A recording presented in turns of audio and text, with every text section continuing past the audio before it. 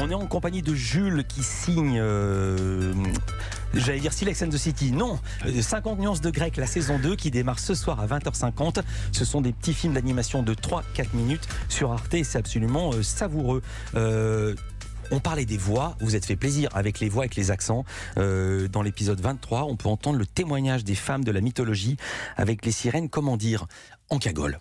Il se passe quelque chose dans la mythologie gréco-latine. Grâce à la libération de la parole, les femmes sont en train de mettre fin à la culture du harcèlement et du viol enraciné dans la civilisation classique.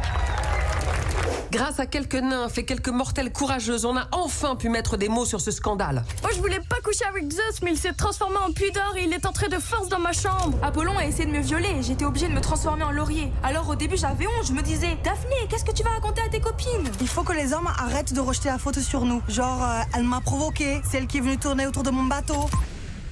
Au-delà du fond, vous êtes fait plaisir avec l'accent du Sud, mais ça dit des choses. Oui, ça dit des choses. À vrai dire, une sirène comme ça qui était sur son rocher, je me suis dit, c'est une fille du bord de mer. Donc j'ai imaginé tout de suite Brigitte Bardot, Alma d'Arc. Et en fin de compte, c'est très rigolo, justement par rapport à la bande dessinée. On peut énormément jouer à la fois sur les timbres des voix et sur les accents. Par exemple, Échille aussi, qui raconte les Atrides, Agamemnon, toutes ces histoires. Jean-Claude Échille, en l'occurrence, le personnage, lui, il a un accent du Sud-Ouest. Et il raconte un peu comme un chroniqueur judiciaire. Il dit Antigone, elle a enterré son frère contre la vie de son oncle, c'est ça le drame classique célèbre. Il dit elle adore faire des trous, c'est un vrai chien de truffier cette gamine. Vous connaissez les dialogues par cœur. Dans le genre référence, il y a aussi Oedipe qui se fait psychanalyser, qui dit j'ai parfois envie de coucher avec ma mère et tuer mon père, j'adore. Et dans quelques épisodes après, il y a le jury, une sorte de nouvelle star qui fait passer les candidats, et il y a Oedipe qui chante dans NTM Nique ta mère au sens propre. Oui, voilà, c'est Assassin de Polynice à la place de Assassin de la police. Donc ça mélange à la fois la culture classique et la culture pop, le rap, les publicités, les jeux vidéo, les séries. Et les gilets jaunes. Pourquoi vouliez-vous parler des gilets jaunes? J'ai lu une interview de vous qui dit je me suis cassé la tête pour savoir comment traiter le sujet. Oui, parce que le principe, moi, de mon travail, à la fois Silex and the City et 50 nuances de grec, c'est de faire comme une espèce de saga de notre époque contemporaine, mais vue par le prisme d'une époque antérieure. Et donc là, comment traiter avec la mythologie cette question sociale qui était tellement importante depuis maintenant plusieurs années, puis ça continue encore aujourd'hui. Et donc, je me suis dit, les gilets jaunes, c'est pas évident. Et puis tout d'un coup, j'ai pensé à une analogie avec le mythe de la toison d'or et de Jason et les Argonautes. Je me suis dit, oui, c'est les toisons jaunes, le mouvement des toisons jaunes. Alors ils bloquent les ronds-points à la sortie de Corinthe, ils font chier les dieux et tout, parce que justement ils en ont ras-le-bol de l'inégalité homme-dieu, parce que les dieux ils ont des palais en or, ils boivent de l'ambroisie à tous les repas, et eux ils sont en train ils galèrent pour boucler les fins de mois. Et donc cette crise sociale-là, sans vraiment prendre parti, mais plutôt en donnant la parole comme un observateur. Moi, mon travail, c'est un petit peu... Moi, je pense que je suis vraiment, en tout cas, ce que je revendique, c'est d'être l'héritier plutôt des moralistes du XVIIIe siècle. Pour moi, mes exemples, c'est La Bruyère, c'est La Fontaine. Ce sont des gens qui, justement, ont dépeint leur époque. Alors, l'un, c'était avec des animaux, l'autre en prenant des typologies, comme ça, des archétypes sociaux, les caractères. Ça me passionne parce que à la fois, c'est pas vraiment dans le jugement, en même temps, c'est hyper cruel, hyper juste. Moi, c'est mes idoles. Donc, en fin de compte, j'essaye de faire, dans une façon un peu marrante, en dessin animé, avec des moyens d'aujourd'hui, ce que pouvait faire, c'est-à-dire dresser un miroir à la société. Donc, les toisons jaunes, c'est vraiment ça. La Bruyère à La Fontaine, c'est pas rien comme référence. Alors, dans le générique, très modestement, Jules, vous êtes crédité sur une seule ligne, graphisme original. En vrai, vous avez fait quoi? Vous faites quoi dans la série? En fait, c'est une série de Jules, d'après la bande dessinée de Jules, écrite par Jules, graphisme original. Jules. Donc, c'est complètement mégalo. Non, mais votre nom apparaît qu'une seule fois. Donc, c'est pour ça. Vous faites quoi en vrai? Je vais les vous êtes en studio, comment ça se passe? En fait, vous surveillez tous les dialogues. Mes albums de BD. Ça, première chose. Ensuite, j'écris comme une dramatique, comme un sitcom. Donc en fait, quand vous regardez les scénarios, c'est vous l'auteur. Voilà, je suis l'auteur. Ça pourrait être filmé avec des personnages live. D'accord. Ensuite, je crée des personnages, mais on est quand même, c'est un travail d'équipe. On est 150. J'ai bien compris. Et ensuite, moi, ce que j'adore faire, et on l'a peut-être entendu justement avec les petits extraits que vous avez passés, c'est diriger je fais le casting, je propose aux différents comédiens, aux invités et tous les rôles, et je les dirige dans le studio d'une férule quand même de fer.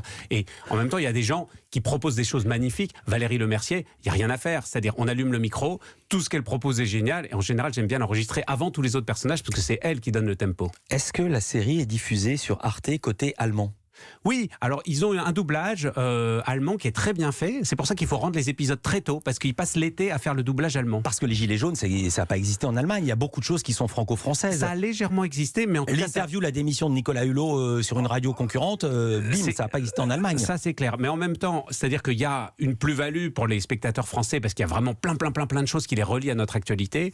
Mais c'est vrai qu'en fait, ces questions d'environnement, imaginez le dieu Éole qu'on a ras-le-bol que l'Olympe passe au tout électricité et que Zeus utilise de la foudre diesel. Ça, en fait, les Allemands, ils peuvent très bien comprendre ces problématiques-là, même s'ils n'ont pas le clin d'œil qui fait que c'est les confrères de France Inter qu'on voit dépeints dans la matinale de Grèce Inter. Et Zeus vient répondre dans la matinale de... J'avais bien fait attention de ne pas les citer. Merci. Olympe numéro 1, il y a aussi ça avec Mathieu Noël, évidemment, qui est pour moi une de mes grandes références. Vous parliez d'Oedipe, c'est Mathieu Noël qui fait la voix d'Oedipe depuis le début. C'est lui qui chante, même dans la saison 1, Papa Outé. Bon, évidemment, pour Oedipe, c'est croustillant. Je reviens à Sex and the City. Je me suis laissé dire que ça allait devenir un film de cinéma. Ça sera de l'animation ou avec de vrais acteurs?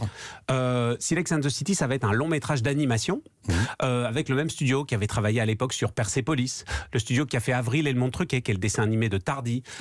Et donc moi j'adore, c'est le studio Je suis bien content. Donc c'est programmatique carrément. Et on le prévoit pour le sortir pour Cannes 22. Ça met du temps à faire un dessin animé, mais donc on est bien lancé. Comme on dit, pas ce Cannes-là, mais l'autre. Et vous êtes également le scénariste de Lucky Luke. Le prochain album, si je suis bien informé, sera le 23 octobre. C'est maintenu avec le Covid, le 23 ? Alors, c'est maintenu et probablement, on en reparlera sur cette antenne parce que ça fait l'effet d'une bombe. Parce que pour la première fois, le thème, c'est Lucky Luke et les Noirs. Ça va s'appeler Un cow-boy dans le coton. Il y aura des Noirs. Il y en avait des Noirs dans Lucky Luke, mais tout le temps un rôle de passage, un rôle décoratif. Pas, et c'était des petits figurants qui n'avaient pas vraiment de rôle, et puis de toute façon très stéréotypés, d'une façon qui ne serait plus acceptable et compréhensible aujourd'hui. Donc là, il s'agissait de prendre le sujet à bras-le-corps. On sait que c'est de la nitroglycérine. Il y a des coups à se prendre de chaque côté, mais en même temps, moi j'aime bien ça, c'est-à-dire, voilà, pourquoi pas en parler. L'esclavage, ça n'existait pas dans Lucky Luke, allons-y, on fonce dedans. Je précise que vous avez écrit le scénario avant les émeutes qu'ont secoué les États-Unis, avant le décès de George Floyd. Le point de départ, c'est un shérif noir qui a réellement existé. Oui, en fait, c'est un personnage qui, en fait, devient l'acolyte de Lucky Luke le temps de cette aventure. Le point de départ, il ne faut pas trop que j'en dévoile, mais Lucky Luke se retrouve propulsé, planteur, esclavagiste par héritage, et il doit se dépêtrer de cette situation-là, et il va pas pouvoir le faire tout seul, donc il va avoir besoin de ces grandes figures noires du Far West qui ont existé, et ça c'était très excitant de se baser sur une base réelle et historique. Vous disiez que ça peut être une bombe. Est-ce que quand on fait un album comme celui-ci, vous avez carte blanche, ou est-ce qu'il faut l'accord des éditeurs, des ayants droit de Lucky Luke? C'est quand même une grande discussion. Moi j'ai à la fois une énorme liberté, c'est-à-dire j'ai pu faire ce que je voulais. Quand j'ai annoncé le thème, tout le monde s'évanouit un petit peu. J'avais fait, il y a 2 albums de ça, j'avais fait Un Cowboy à Paris, c'était Lucky Luke à Paris, et précédemment j'avais fait Lucky Luke et les Juifs. Déjà, quand j'avais annoncé ça à l'éditeur, il avait eu les cheveux qui se dressaient sur la tête en disant oh là là là, ça va être des emmerdes, pas possible. En fait, pas du tout, c'était super bien passé. Fort de cette confiance, ils m'ont laissé faire, mais c'est vrai qu'ils ont un regard très attentif, ils connaissent ça par cœur. Donc à la fois, les Belges ayant droit de Maurice, le créateur de Lucky Luke, et la maison d'édition d'Argo sont quand même vachement présents. Mais je fais ce que je veux, et ça, je leur suis vraiment reconnaissant. Vous faites ce que vous voulez. La preuve, ce soir, 50 nuances de grec, c'est la 2e saison qui démarre sur Arte, et peut-être pas la dernière, peut-être qu'il y en aura une 3e. Merci beaucoup Jules d'avoir été avec nous sur Arte 20h50 et arte.tv. C'est en linéaire quand on veut. Merci d'avoir été ici en direct dans ce studio. Merci, que les dieux vous portent.